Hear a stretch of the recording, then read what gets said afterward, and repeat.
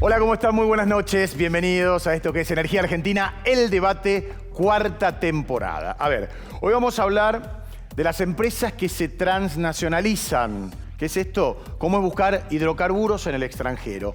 Desafíos geológicos, tecnológicos, pero también políticos y culturales. ¿Qué implica esto? Por ejemplo, tomar contacto y negociar con comunidades que manejan códigos diferentes a los nuestros. Y obliga, claro, muchas veces a los responsables de misiones a tener que conocer e interpretar contextos muy ajenos para poder operar. Hace pocas semanas, y después de 20 años, los talibanes recuperaron el poder en Afganistán, país musulmán de Asia rodeado de ricos yacimientos, básicamente de gas. Hace más de 2 décadas se inició una misión técnica argentina en esa zona del mundo que puso a su staff en situación de negociar con los líderes talibanes. En este programa, ellos mismos te van a contar, por ejemplo, cómo fue esa experiencia. Y también vamos a hablar con geólogos que, además de los retos de la sísmica, tuvieron que afrontar desafíos de los otros. Nos visitan la abogada Amalia Sáenz, quien lideró el departamento legal de la misión en Turkmenistán, Jerónimo Valenti, con más de 35 años de experiencia en la industria petrolera y asignaciones en el exterior, y la geóloga Gabriela González, quien dirigió estudios de subsuelo en numerosos países del extranjero. Así comienza Energía Argentina, el debate.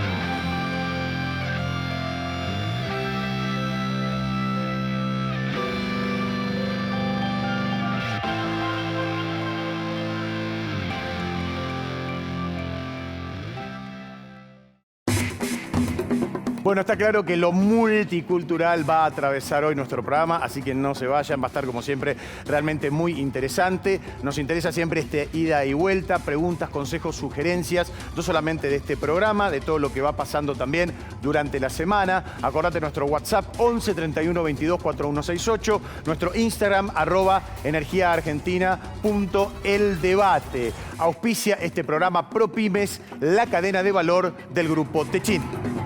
Grupo Techint creó ProPymes, el programa que acompaña la mejora en la competitividad de las pymes, clientes y proveedoras. ProPymes, el compromiso de Techint con su cadena de valor.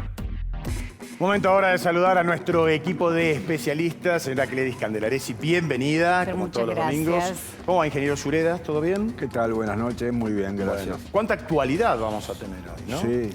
Y usted Un también nos va a déjà vu. contar su experiencia. Es un déjà vu. Es un déjà vu, tal cual. Ahora, vinieron para ser mejores, no lo estarían demostrando, ¿no?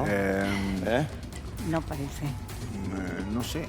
No saben. Yo creo que no. Bueno, Porque para ellos mejor es una cosa, para nosotros es otra tal cual. totalmente distinta. Tal cual. ¿Qué significa? ¿Por qué? Porque es un tema cultural, pero es bravo, evidentemente. Se ve que es muy bravo para mucha gente, sobre todo para las Sobre todo para los que se metieron ahí. Tal cual. Bueno, queremos agradecerle a Pan American Energy, energía responsable, por estar en nuestro programa.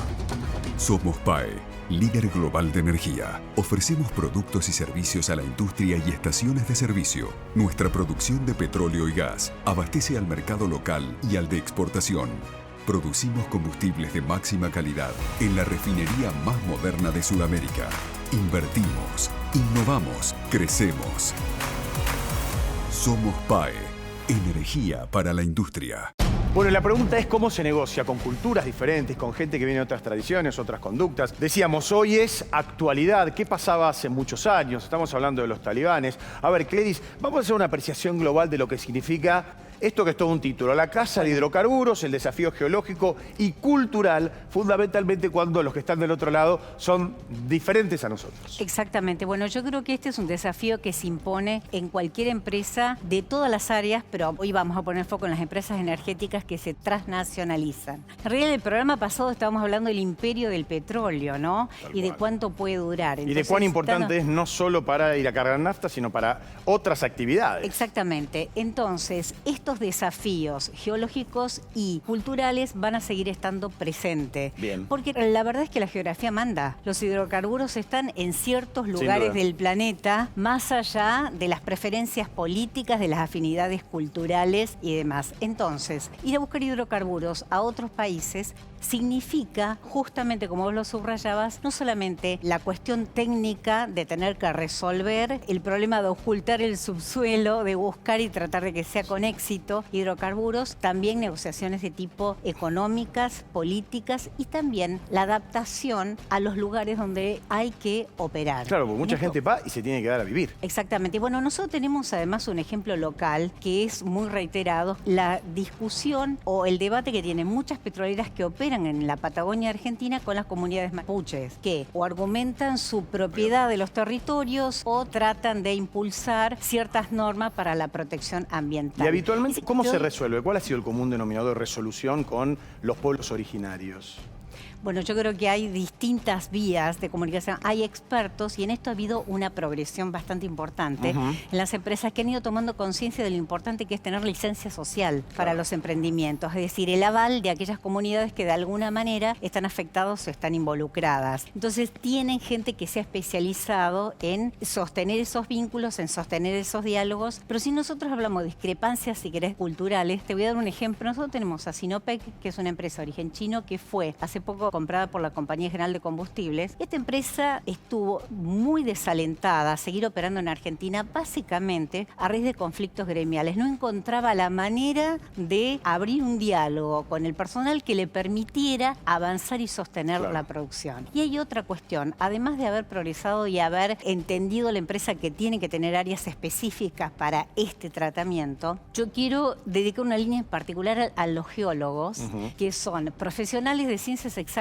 pero que en muchos casos han ido virando en el ejercicio de su profesión hacia otras áreas que están mucho más cercanas a lo social, no solo al manejo de negocio, al manejo de contrato y a veces al manejo de relaciones con las otras comunidades. Hay organizaciones internacionales, por ejemplo, en Sudamérica, que se ocupan de reunir a comunidades de pueblos originarios con las empresas operadoras en territorios que los involucran. Seguro. La humanización de esta actividad que muchas veces desde el otro lado uno lo ve como oferta, demanda, inversión. No, también hay que tratar con gente. Exactamente, hay que tratar para poder hacer negocios, básicamente. Claro. Y cuando vos mencionas la transnacionalización de empresas, efectivamente, nosotros pensamos en empresas extranjeras que están operando en territorio local y hay también algunos casos de empresas argentinas que operan en el exterior. Te voy a dar el caso de Tecpetrol, si querés, el Grupo Techin es un ejemplo local de transnacionalización que tiene intereses en Bolivia, en Perú, en Ecuador, en Colombia, en Venezuela y en México. O en el caso de Pluspetrol, que también tiene intereses en Bolivia, en Perú, en algunos otros países de Sudamérica, está evaluando la posibilidad de hacer negocios en Argelia. Es decir, que hay empresas argentinas que también apuntan al exterior. Me voy a tomar la licencia de compartir un par de anécdotas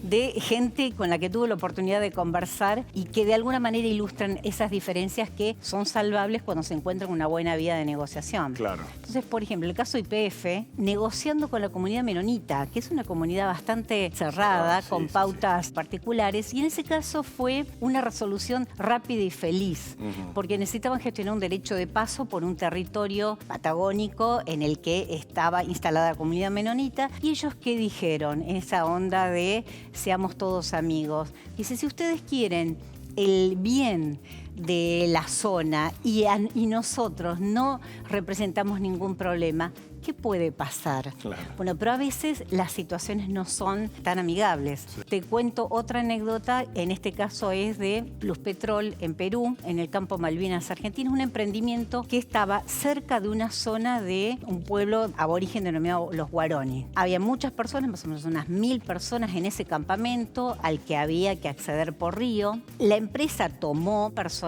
de la zona, es decir, de la comunidad Guaroni. ¿Qué pasó? Como estaban bastante tiempo aislados de sus casas, buscó como un recurso de entretenimiento el servicio para el personal mientras estaba aislado en el campamento, el canal Venus. ¿Qué pasó? Al tiempo, un líder de la comunidad Guaroni fue a hacer un planteo a la empresa porque las mujeres estaban muy afligidas porque sus hombres habían cambiado las prácticas. Ajá. Entonces, si quieres, esto es un Podría dato casi agregarte de 20.000 color. cosas, pero prefiero no hacerlo. No, omitamos. Sí. Y vamos al tema que tiene que ver más con la coyuntura, que es, hay a veces operaciones en lugares mucho más remotos donde es mucho más difícil ese ensamble con una comunidad en la que hay que operar. Va a haber gente en el estudio que va a poder contar esto con muchísimo mayor nivel de detalle. Pero después de un hallazgo importante de gas, el desafío era sacar ese gas que estaba en Turkmenistán, acá podemos ver bien el mapa, para llevarlo a otros mercados. Eso obligaba a que el gas de Turkmenistán a atender un gasoducto que debía atravesar Afganistán. En ese momento Afganistán estaba controlado por los talibanes.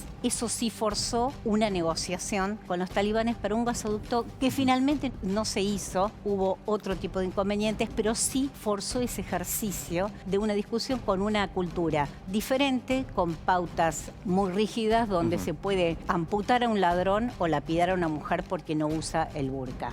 Vemos que para los talibanes, según las normas de origen, la mujer ocupa un lugar difícil. Y bueno, en este retorno de los talibanes que tuvieron hasta principios de 2000, prometen ser diferentes, ¿lo serán? Bueno, esa es la pregunta. ¿Qué hubiese pasado si esto hubiese ocurrido hoy para mucha gente que está trabajando en el lugar? Gracias, Gledis. Realmente muy interesante. Porque ahora vamos a empezar a hacer el recorrido de cada una de las historias que vos nos contaste con gente que tiene muchísima experiencia. Porque lo importante es eso, trasladar. ¿Y qué piensan de lo que está pasando ahora? Porque hoy estamos en el mundo de la tecnología, de las redes, todo lo que pasa es ipso facto en el momento y te podés enterar rápidamente por más que aquellos que están en el lugar, en este caso Afganistán, lo quieran ocultar. Ya vamos con los invitados, pero ahora gracias también a la provincia de Neuquén por acompañarnos en Energía Argentina, el debate. Momento de darle la bienvenida a la abogada Amalia Sáenz. Gracias, Amalia, por estar aquí. No, gracias a ustedes. Es actualmente socia de San Bergeli Viñes, lidera la práctica de energía y recursos naturales. Estuvo a cargo del Departamento de Asuntos Legales a muy temprana edad. Formó parte de los 8 profesionales parlantes en idioma ruso a Turkmenistán, enviada allí, apenas caída la Unión Soviética, en diciembre de 1992, para la toma y el inicio de operaciones de exploración, lo que le valió una experiencia inconmensurable a nivel personal y profesional como abogada in-house en esas tierras. ¿Está bien el resumen? Bueno, Amalia, a ver, la primera pregunta es, Maduro, ¿no? ¿Cómo marcó tu vida esta experiencia personal? Bueno, gracias por la invitación. No, por favor. Les agradezco la producción. La realidad es que creo que fue una experiencia para toda la vida. Claro. Simplemente haber tenido que lidiar con una cultura diferente en un momento en que a nivel global era un sistema jurídico absolutamente desconocido, un sistema de vida absolutamente desconocido para los que estábamos de este lado del mundo. Y a nivel personal creo que me marcó en cuanto a, además de haber ido con una beba y en esos momentos con mi familia. ¿Eras recién mamá? Sí, llegó una bebé de 11 meses y fuimos 8 profesionales a hacer la toma de la operación. Sí. Así que me marcó en todo sentido, ¿no? Cómo trabajar culturalmente, cómo estar inmersa en todo ese sistema, aprender a interpretar y además a aplicar mis conocimientos y mi poca experiencia jurídica. Claro. ¿Hay discriminación cuando vieron dentro de ese grupo a una mujer? O a lo mejor había otras, pero en tu caso, ¿no? A vos. ¿Qué visión observaste de este lado? ¿Sufriste algún tipo de discriminación? No, creo ¿Se que dirigían hubo... solo a los hombres? No, al contrario, hubo un absoluto respeto. Ajá. Diría que en Latinoamérica a veces tenemos una visión un poco nublada de eso. Hay muchísima más discriminación a veces en Latinoamérica respecto a una profesional en estas culturas. Obviamente el trato que se le da a la mujer allá es totalmente diferente, como sabemos. Turkmenistán es una cultura mixta entre lo que era la religión musulmán y la Unión Soviética, claro, que hacía que tuvieran un poco la impronta rusa. Entonces, por un lado, respetaban todas las costumbres a nivel religioso y la mujer no ocupaba un lugar protagónico. Entonces, para hacerte un resumen de esta experiencia, me tocó una vez llegar a un lugar donde se despedían las exequias del ministro de Petróleo y Gas, que era el socio de la compañía para la cual trabajaba. Se supone por las costumbres que tenés que retirarte al lugar de las mujeres y a mí me dejaron con todos los hombres de todo el staff de la compañía. O sea, ya hubo desde allí un respeto no a la mujer, sino a la investidura que era, o la posición que tenía la compañía, que era estar a cargo del departamento legal. Qué notable, ¿no? A ver, abro acá. Eso fue, perdón, Amalia, ¿eso fue en Turkmenistán? En Turkmenistán. En Turkmenistán. ¿Y cómo fue, no sé qué posibilidad tuviste o qué participación tuviste de conversar o de negociar con talibanes de Afganistán? No, en mi caso no tuve contacto porque yo no he viajado a Afganistán. Yo estaba a cargo del departamento legal y simplemente lo que trabajaba era mucho sobre la cultura de los pobladores locales. Entonces, negociar en ese sentido fue como una capacitación, en alguna medida, de la otra parte para... In situ. Sí. Una capacitación me refiero a la otra parte, porque ellos estaban acostumbrados a otro sistema de trabajo y a otro sistema jurídico, claramente. Claro. Y la negociación de un contrato empezaba por otras pautas. Qué fascinante. Ahora no vamos a contar por dónde, pero quiero darle paso al ingeniero Sureda, que tiene décadas de experiencia en estas negociaciones. Bueno, en realidad yo era un aprendiz al lado de Amalia, porque Amalia fue una pionera en esto, verdaderamente. ¿Cuándo llegaste vos, Amalia? Antes de diciembre, noviembre. Sí, en noviembre 1992, eso, si no me equivoco. Eso, sí. Creo que saliste de la primaria y fuiste... Ay, gracias. No, estaba apenas recibida. Y la realidad es que cuando llegamos todos los profesionales que había capacitado a la compañía por un año o meses en el idioma ruso, en la misión de la compañía. Llegamos en noviembre, nieve, y por empezar no entendía nada de lo que me estaban hablando. O sea, había estado un año entero estudiando el idioma ruso y no... ¡Terrible! No entendía nada. O sea, vos habías estudiado el idioma, pero la práctica consuetudinaria no la tenías. Tremendo. Y subieron 3 hombres cubiertos con esos sombreros de piel que se llaman en ruso shapka. Claro. Y hablaban y balbuceaban palabras que no sabemos qué. Un slang ruso. Y es un idioma muy fuerte. Uno cuando los observa, están como hablando fuertemente entre ellos y quizás están preguntando cómo está tu mujer. Claro. Qué terrible, ¿no? Y después te fuiste acostumbrando al oído, a la Y a los 3-4 meses ya hablaba ruso. Viviendo allí. Sí. Pero manejaba en un lugar donde no podíamos manejar, por ejemplo. Claro. Les puedo compartir una anécdota que me compartió a mí un geólogo de YPF en una misión en Argelia. Estaba auditando qué había ocurrido con un trabajador que había fallecido por trabajar a altas temperaturas en un horario en el que en realidad estaba previsto que se suspendieran las operaciones. En un momento de receso, un domingo, fue el grupo de trabajadores argentinos, había argentinos, españoles, en realidad había otra gente, a un mercado, y él estaba con pantalones cortos, hacía mucho calor. Y de pronto se vio rodeado de mujeres que le increpaban. Estamos hablando de Argelia, ¿eh? Acá estamos hablando de África. Y lo increpaban, él no entendía qué, hasta que fue una persona del ejército argelí a rescatarlo. Le explicó que él estaba transgrediendo las pautas culturales del lugar, mostrando las piernas. Porque estaba con pantalones cortos. Entonces yo supongo que ese tipo de situaciones, hasta de cómo vestirse, que forman parte de los códigos de comunicación, deben dar lugar a muchos entredichos más allá de lo que puede ser negociar contratos. Claro.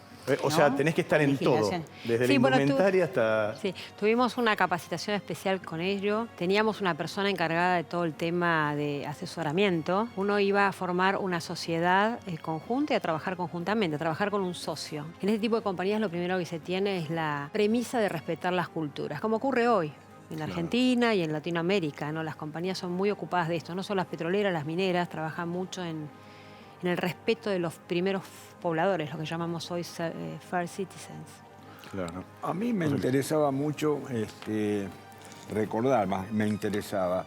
Siempre me resulta grato recordar la capacidad de adaptación que tuvimos o que tuvieron, porque yo era un bacán al lado de ellos, pero la capacidad de adaptación que tuvieron los argentinos es realmente envidiable. Yo recuerdo perfectamente nuestra gente. Llevamos muchísimos tucumanos, ¿no? ¿Por algún motivo en particular? Sí, es una larga historia, pero muchos tucumanos. Y esta gente inmediatamente se integró con la gente local. Y era graciosísimo porque le enseñaban a hablar en tucumano a los turmenos. Y era escuchar a los turmenos con acento tucumano. Era una cosa, pero súper graciosa, pero también indicativa del nivel de facilidad que tiene el argentino para adaptarse a ese tipo de circunstancias, porque más allá de cualquier otra consideración, realmente tenemos mucho menos prejuicios religiosos, Claro.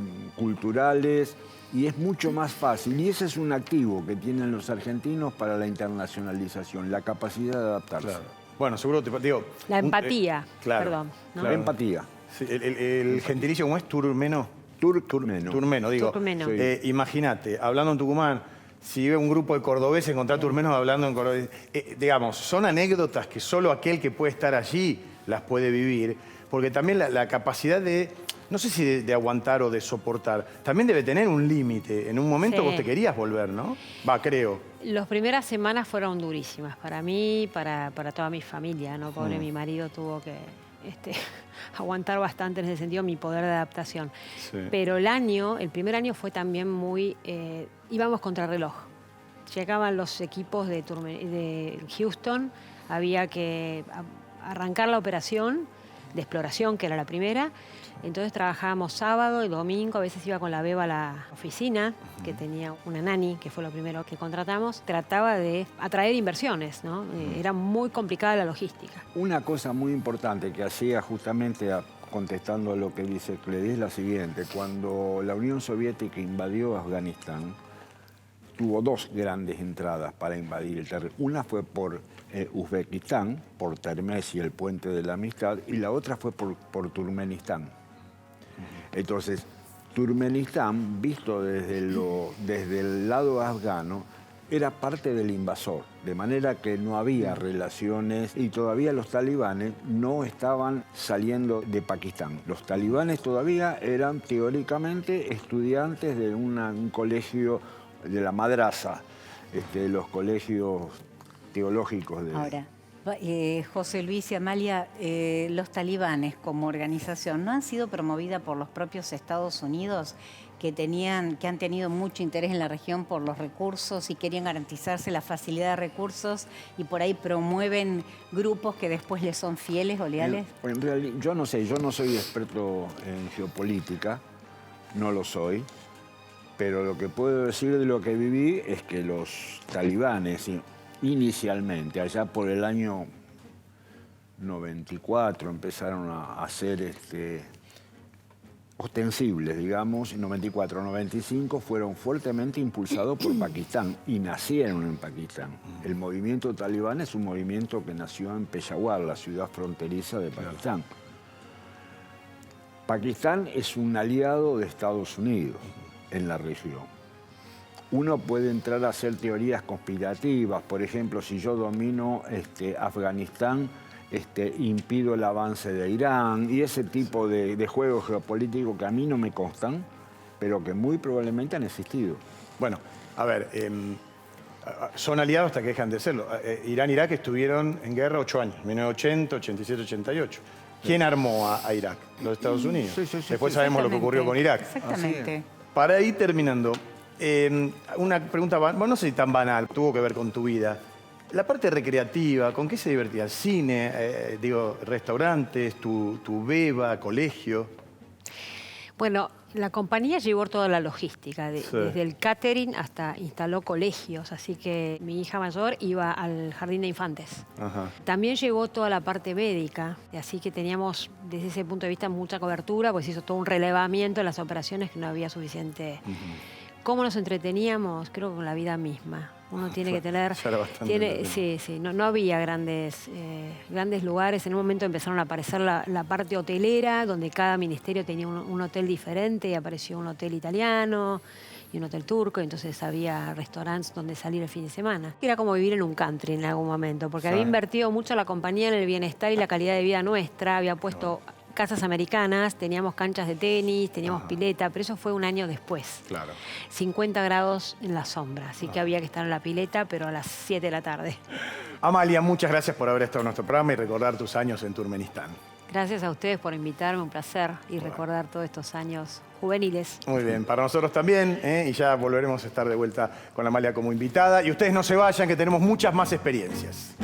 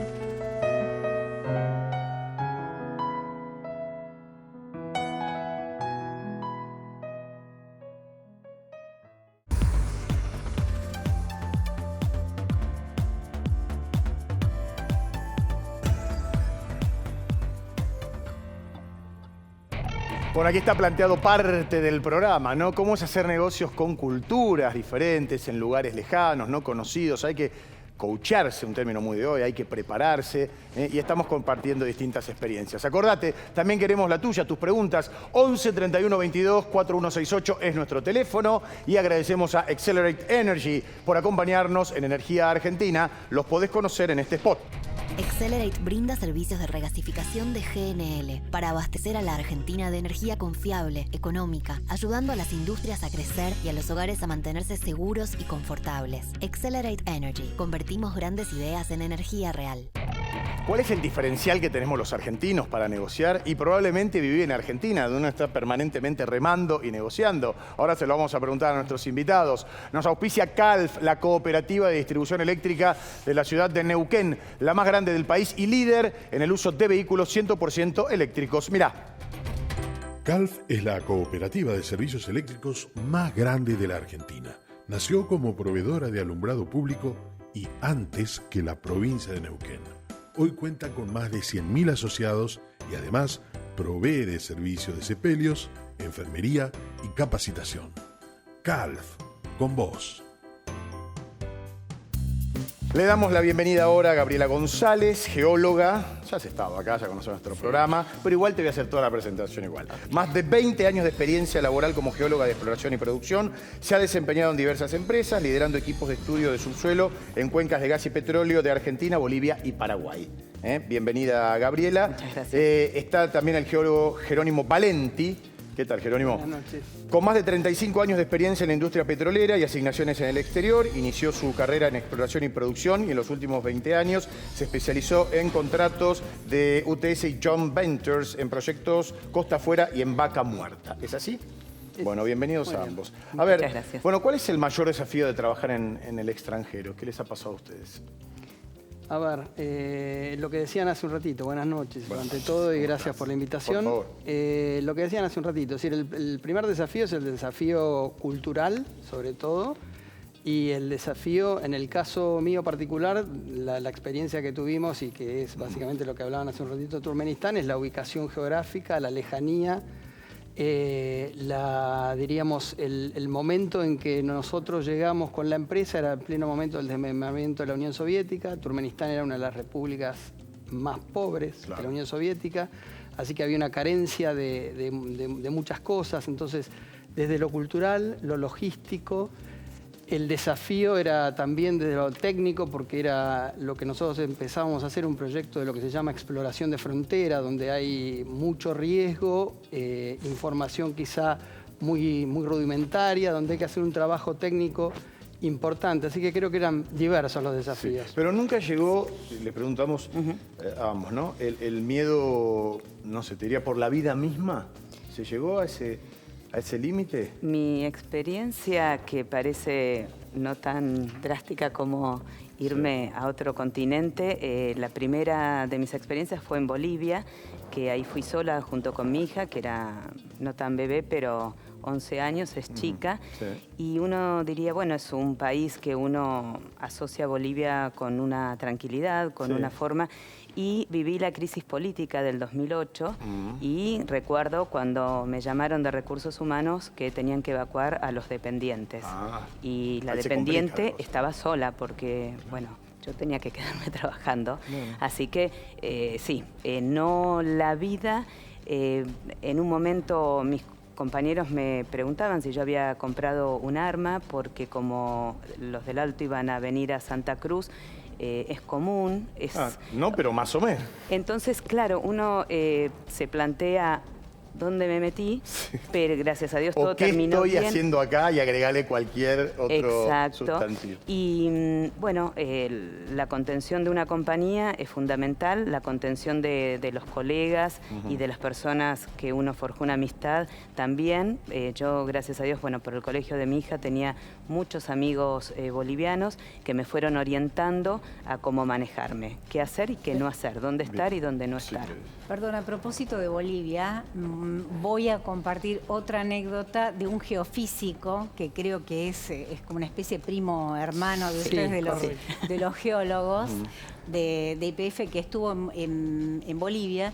Me comentaba que en un momento tuvieron el planteo de los líderes de una comunidad aborígena, de pueblos originarios. ¿Por qué? Porque ellos estaban captando personal con salarios que eran interesantes.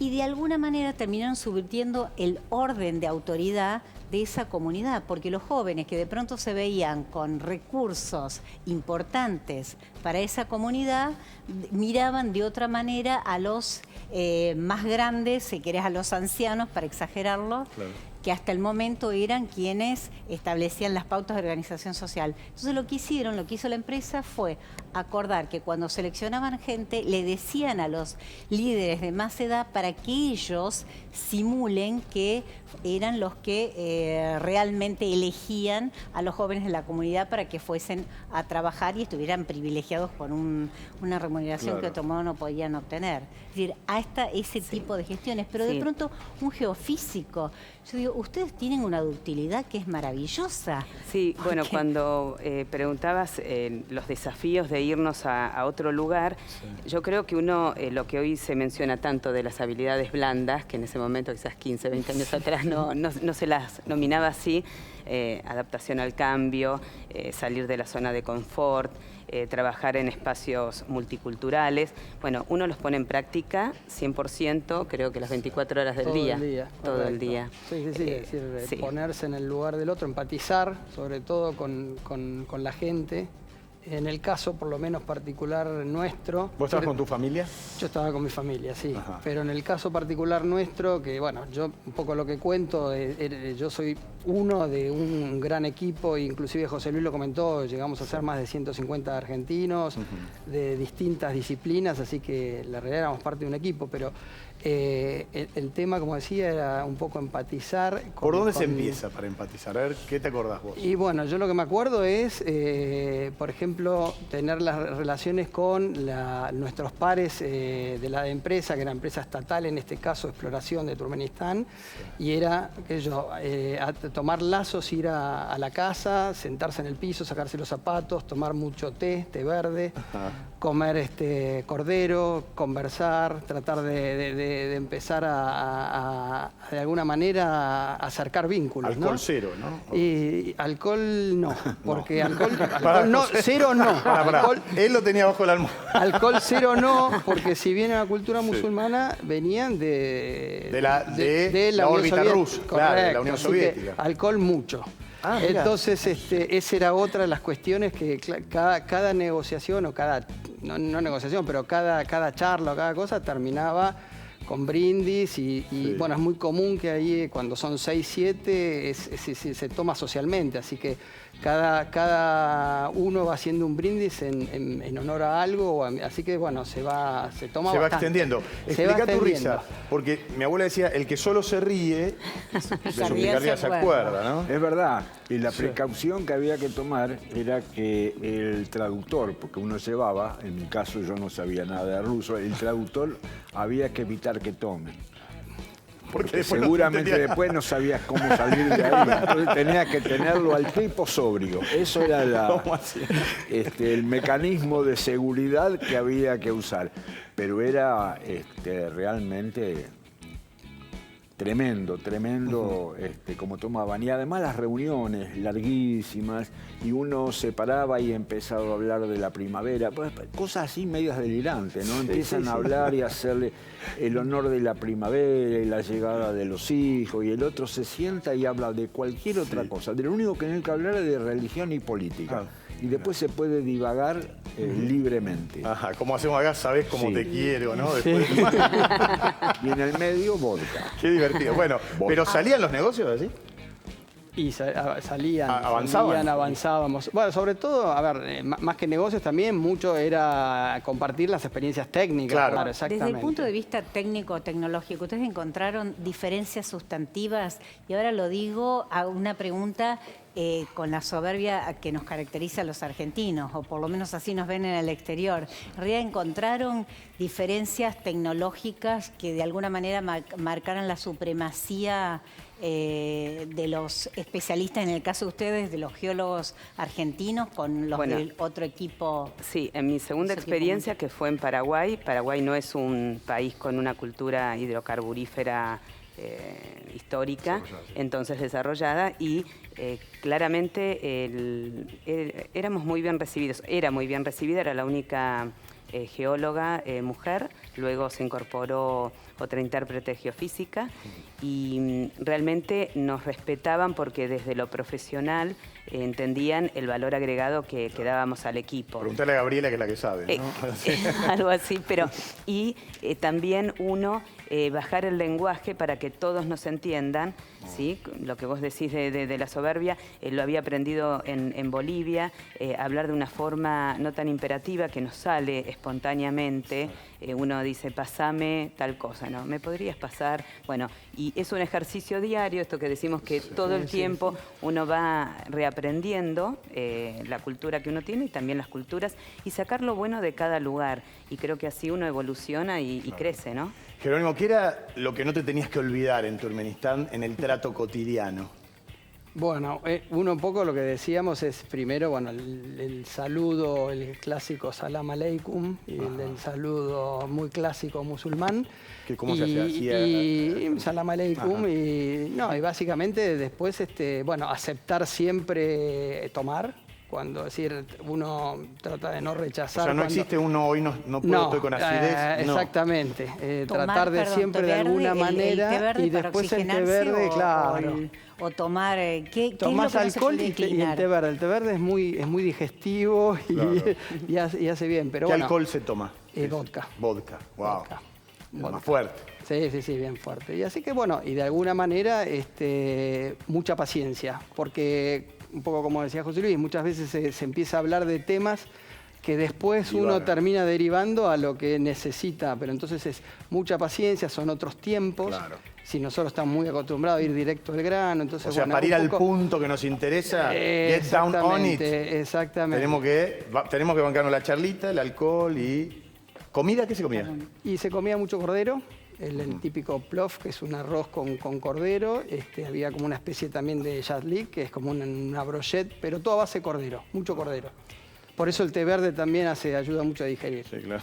Perdón, ¿no? Esos son los desafíos, o a lo mejor la dificultad para integrarse a la comunidad de origen donde está el desarrollo. Pero también cuando hay equipos internacionales, ¿no? Ahí, ¿cuál es la principal dificultad más allá del idioma? Que yo les comentaba recién esta experiencia en Argelia, que en realidad se murió un trabajador y fue por incomunicación entre dos supervisores, que uno hablaba español y otro hablaba inglés y ninguno hablaba el idioma del otro. Entonces malinterpretaron esta pauta de que había que tener un receso al mediodía. Pero digo, ustedes también deben haber formado parte de equipos donde había gente de otros lugares del mundo. Claro. En ese caso, ¿cuál es el principal desafío? Y justamente empezar, que a veces cuando son de distintos países, pero de la misma lengua, en mi caso teníamos peruanos, bolivianos, colombianos, a veces hay que ser más cuidadosos con las palabras, porque la misma palabra puede significar diferente. Claro. Y puede sorprender. Brasileros, entonces uno cree que habla el mejor portuñol del mundo, y lo mismo el brasilero. Sí. El típico ejemplo, exquisito. Exquisito para nosotros es algo delicado o delicioso, para ellos es algo extraño. Entonces no es lo mismo, qué exquisito, ¿cómo me estás diciendo? Entonces hay que ser un poco bastante asertivos, el lenguaje corporal también, porque uno va viendo la reacción de la persona, entonces quizás la expresión que utilicé no está bien vista, y hablarlo. A mí, bueno, la bienvenida que me hicieron en los dos países fue fantástica, y lo primero que me preguntaron, bueno, en Bolivia, si tenía algún problema, que me dijeran gaucha. Y en Paraguay, curepa. Así que soy Gaby, gaucha, curepa, y lo dicen cariñosamente, y tenemos una historia en común, y bueno, la idea es salvar las diferencias y enriquecernos en lo que cada uno puede aportar. Sí, correcto. Bueno, y internacionalmente, bueno, claramente se usa mucho el inglés también, en el caso nuestro, sobre todo, por ejemplo, en los equipos de perforación, donde en el caso hay muchas veces gente de muchos países, el idioma común es el inglés, pero ahí hay que asegurarse, porque también había gente local. que no hablaba inglés y que era por traductores, así que había que asegurarse que la orden fuera bien entendida y la maniobra, lo que se iba a hacer, fuera bien entendido. Así que había que volver a preguntar, repreguntar y bueno, tomar los recaudos para evitar cualquier un poco riesgo, lo que decía Cledis, ¿no? Claro, José Luis. Claro. Sí, creo que también vale la pena recordar que encontramos muchos peruanos y muchos cubanos.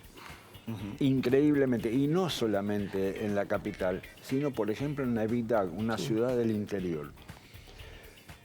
Gente que había ido a estudiar a la Unión Soviética y cuando la Unión Soviética implosionó, quedaron a la deriva. Y bueno, y esa gente la tomamos. Vos tenías algún geólogo peruano también. Sí, yo tenía un geólogo peruano. Claro, y correcto. en Navidad teníamos también gente en la oficina que eran peruanos y cubanos.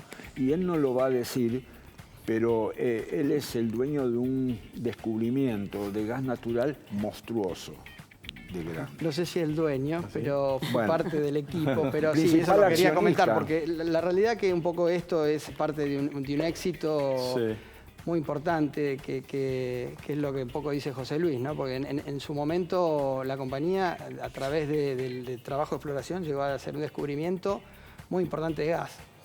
Si hablamos en números, son como 50 trillones de pies cúbicos, que a ese momento equivalían a 5 veces la reserva de la Argentina, ¿no? ¿Y por qué José Luis te atribuye como el factotum? ¿Qué dijiste? ¿Ahí? ¿Está ahí? No, esto como dije es parte de un equipo, éramos un equipo, lo que pasa que bueno, como el geólogo subsuelo se asocia, pero la realidad que como decía... Pero descubrir significa encontrar ese lugar donde estaba el gas. Exactamente, descubrir es ir, perforar y ensayar. Y comprobar a través de un ensayo que se llama y que se vea fluir el gas y de alguna manera medir que ese volumen existe, ¿no?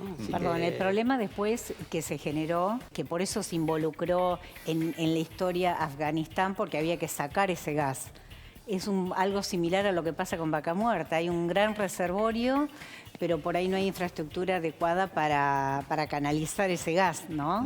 Y para llevarlo a los centros de consumo. Y ahí pasó algo parecido, ¿no? Correcto. Ese gas que de alguna manera fue descubierto había que buscarle un mercado que pagara precios internacionales. Y bueno, ese ahí era el mi desafío, trabajo. ¿no? ¿Ese era tu trabajo? Manejar el proyecto de gasoducto y encontrar el mercado.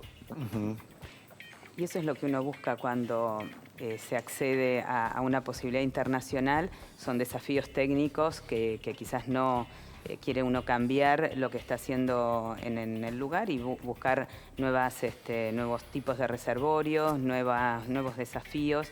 Y la experiencia de una exploración de frontera es muy rica, o sea, es un lugar donde hay muy poca información, entonces uno tiene que ser mucho más asertivo en plantear el modelo geológico. Eso es lo que viví en Paraguay, en el norte, en el Chaco paraguayo, y quedan pocos lugares para poder hacer esa exploración de frontera, por lo tanto, bueno, uno busca esos desafíos profesionales para crecer, y son muy ricos. ¿Qué están viendo hoy, no? Digo, como lectores, como gente con experiencia de haber estado en esos lugares, en Afganistán. ¿Qué reflexión te merecen esas imágenes? Y la realidad que duro, porque bueno, en algún momento yo estuve en Afganistán, compartí algo con esta gente y bueno. Claro, porque vos te bajaste en ese aeropuerto, vos reconoces lugares, ¿no? Me imagino viendo imágenes. Claramente. Decís, yo estuve ahí. Yo estuve ahí. En ese polvorín. Es así. Pero bueno, por eso, como decían hace un rato, esperemos que vuelvan mejores. Sí, sin dudas.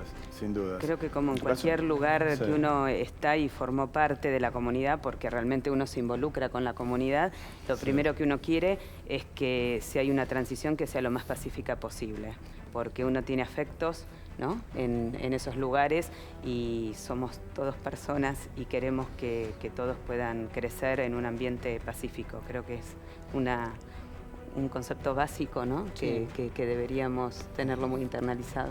Sí. Exactamente. Digámoslo. Sí, No, digo, yo creo que en el caso de Afganistán hoy, con las pautas de los talibanes, de lo que se conoce hasta ahora de los talibanes, las mujeres, digamos, como que hay una enorme preocupación de género porque retroceden siglos las pautas que ellos han implementado por lo menos en su anterior gobierno, ¿no? es tremendo y hay mucha información que circula sobre la mujer reducida a la calidad de objeto. Es casi como la negación del género, que es como la negación de la especie humana, ¿no? Seguro. Sí, es un tema complejo, muy complejo. Muy complejo. Bueno, les agradecemos a ambos. La verdad, No, al la contrario. riqueza de las experiencias también nos hace entender a nosotros un poquito más, sobre todo para la gente que ha estado en el lugar y lo puede contar en primera persona. Y que el balance es positivo, ¿no? Claro que sí. Sí, Sí, muy positivo. claro, sí, muy Para mi positivo. hija mantuvo sus amistades, se siguen visitando, marca una experiencia en Qué otro bueno, lugar. Es qué bueno buenísimo, eso. buenísimo. Bueno, gracias a ambos por haber estado Muchas gracias por en el invitarme. programa. En un ratito, ya sobre el final, vamos a leer tus mensajes. No se vayan.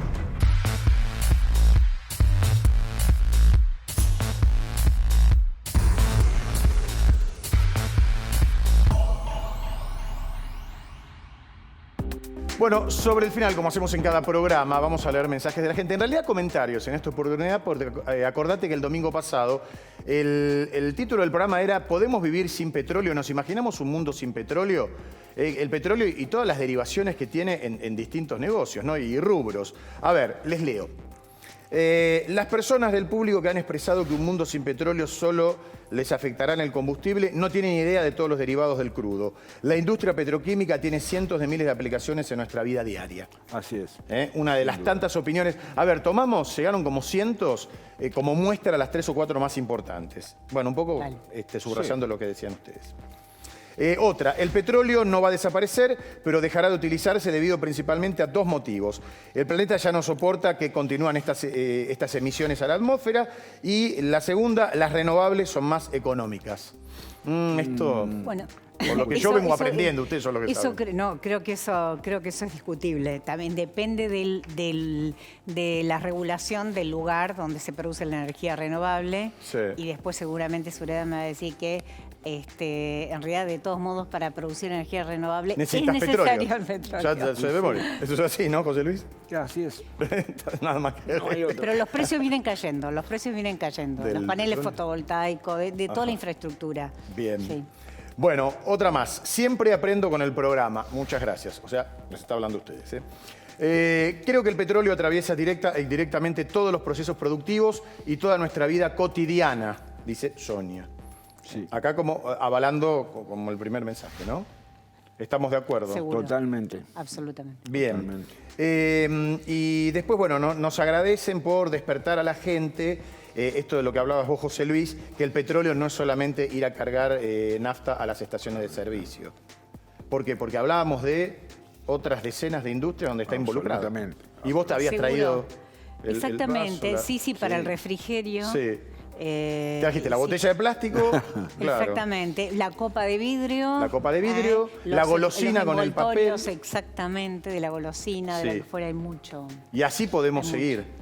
Hay mucho. ¿No? Respecto de la importancia del petróleo. Así que, bueno, estos son los mensajes. Gracias por participar. Para nosotros es realmente muy importante. ¿Por qué? Porque aprendemos de este lado y, por supuesto, creemos que también desde allí. Acordate, como te decíamos en el primer programa, nuestro objetivo es hablar de la energía, de lo que nos pasa de manera cotidiana, siempre bajando los temas a la tierra.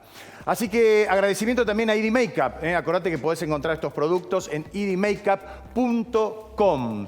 Bueno, y llegando al final, también te recordamos algo muy importante, que podés participar desde nuestras redes dejándonos tu testimonio. Acordate, tenés que buscar la consigna en nuestro Instagram, @energiaargentina.eldebate. Te grabás con el celu, como cuando, no sé, querés saludar a un amigo, pero esta vez es con nosotros la historia. ¿Para qué? Para dar a conocer tu opinión del tema de la semana. Dicho esto, gracias por haber estado de ese lado. Estamos comenzando ya el lunes. Avanti con todo, con la semana. Nos vemos el próximo domingo. Chau.